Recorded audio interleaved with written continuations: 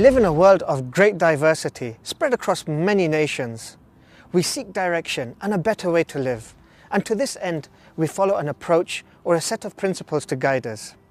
In Islam, God has established 5 principles which define the framework for the Muslim life. These principles are better known as the 5 pillars of Islam. Each pillar upholds a duty which is obligatory upon every able-bodied Muslim. The first and most important pillar of Islam is the testimony of faith. It's a simple yet powerful declaration which forms the basis of Islam. And it means there is no God worthy to be worshipped except for God, and Muhammad is the messenger. It's a universal declaration which forms the essence of every Muslim believer. The second pillar in Islam is prayer. God has commanded the Muslims to pray 5 times a day. So 5 times a day, Muslims as worshippers drop whatever they're doing, wherever they are, to perform the prayer. And in fact, the prayer is a direct link with God, the only one worthy of worship. It only takes a few minutes, but through it, a person can attain real happiness and inner peace. That's because in Islam, the prayer nourishes the mind and soul like food and water would nourish the body. With prayers being performed around the clock and Muslims all over the world in different hemispheres and different time zones, at any given one moment, you'll always find that there is somebody, somewhere, performing the prayer to God. The third pillar in Islam is giving the obligatory charity. This pillar deals with our responsibility towards the society that we live in.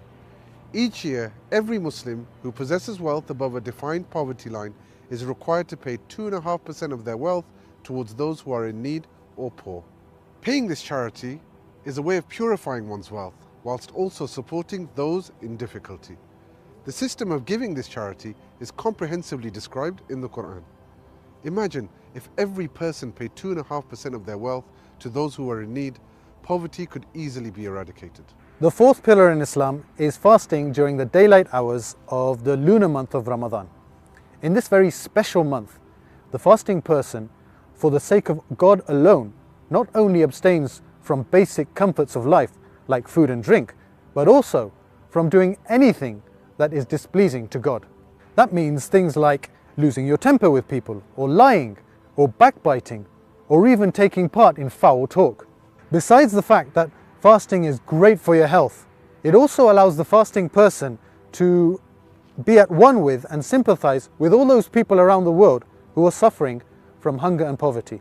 But at the same time, it's a golden opportunity to really strengthen that essential relationship with our Creator.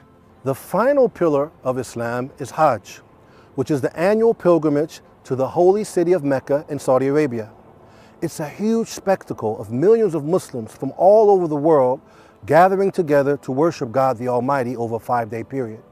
All Muslims are required to perform the pilgrimage at least once in their lifetime, as long as they're physically fit and financially able to do so.